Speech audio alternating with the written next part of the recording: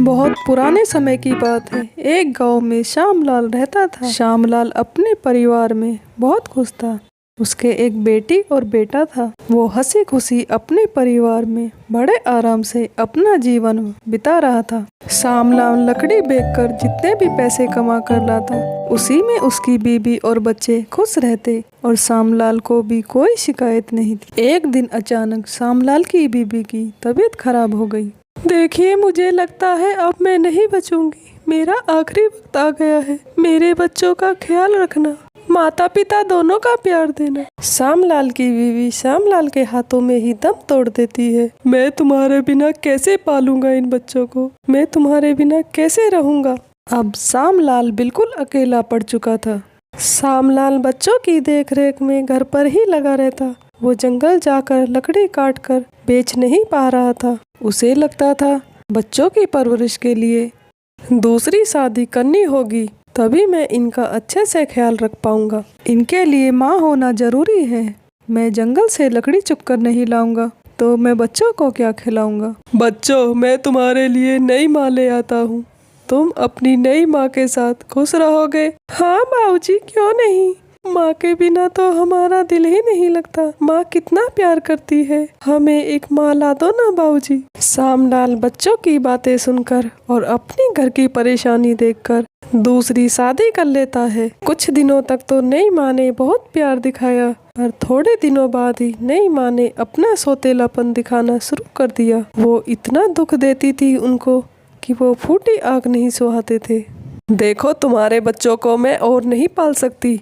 इन्हें कहीं भी ले जाओ और यहाँ से दूर छोड़ आओ।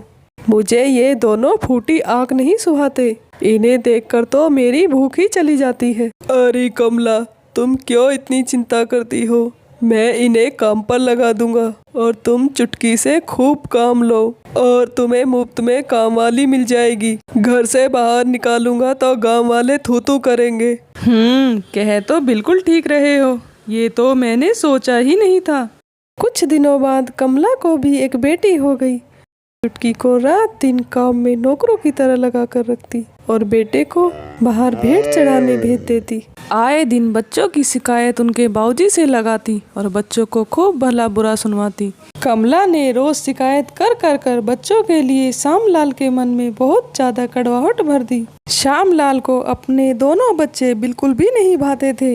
अरे कम्मखत मनुष्य, तुम क्यों नहीं सुनते मेरी और ना अपनी माँ की सुनते? तुम अपनी माँ को तो खा गए, अब क्या इस सौतेली माँ को भी खाओगे? मुझे अपनी बुरी शक्ल मत दिखाया करो, दूर हो जाओ मेरी नजरों से।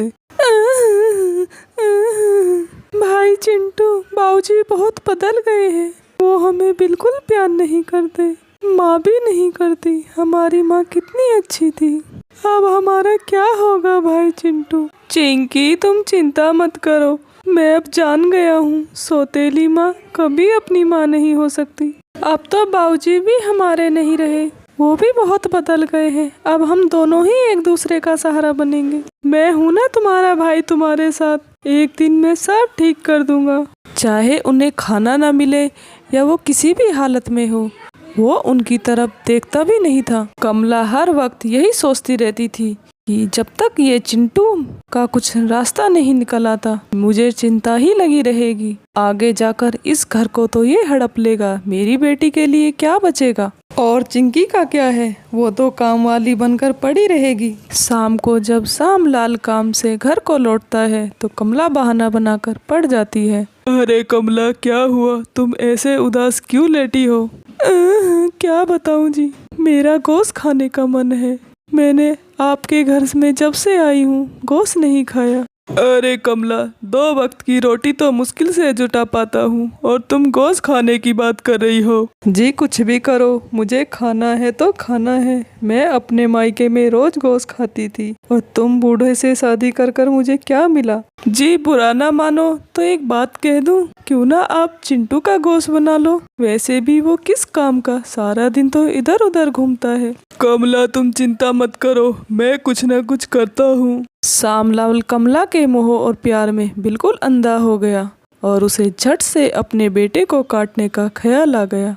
अच्छा ठीक है कमला, मैं शाम को देखता हूँ। श्यामलाल अगले दिन मौका देखते ही चिंटू को अकेला पाकर चिंटू से कहता है, अरे चिंटू बेटा, आज तुम मेरे साथ जंगल में लकड़ी लिवाने चलो। आज मेरी पीठ में दर्द है, मुझसे ज्यादा लकड़ियाँ नहीं चल पाएंगी।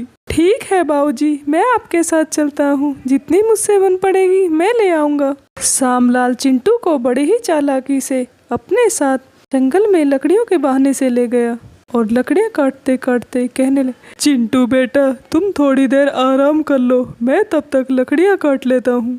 और चिंटू बैठा बैठा वहीं पर सो गया।